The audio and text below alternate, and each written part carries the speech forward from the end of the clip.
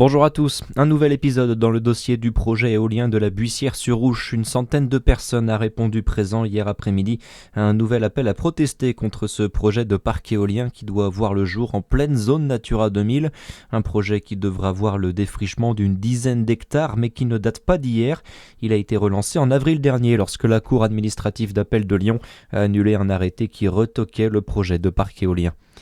Dans le Jura, le nouveau président de l'espace communautaire Lons Agglomération veut que toutes les communes se sentent concernées par la communauté de communes. C'est ce qu'affirme Michel Fischer dans les colonnes de La Voix du Jura. Il a été élu à la tête de l'ECLA le 23 avril dernier. Il réaffirme son engagement prioritaire autour de la petite enfance, du sport, de la culture et du développement économique.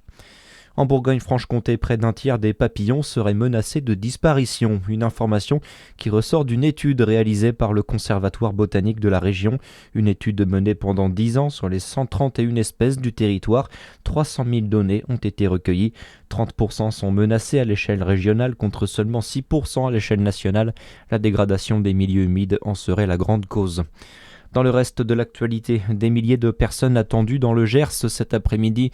Une marche blanche est organisée à Fleurance pour rendre hommage à Liana. Cette collégienne de 11 ans retrouvée morte cette semaine dans une exploitation agricole. En dehors des maires, aucune autre présence politique n'est souhaitée, selon un communiqué de l'avocat des parents de la victime. Un homme d'une quarantaine d'années est mis en examen et placé en détention provisoire. Jérôme Barella est également visé par plusieurs plaintes pour viol. Les sports du handball, d'abord fin de l'agonie pour le DMH. Les Dijonnais se sont à nouveau inclinés hier à Aix-en-Provence, 38-32. Ils terminent dernier de Star League en ayant remporté seulement 5 rencontres.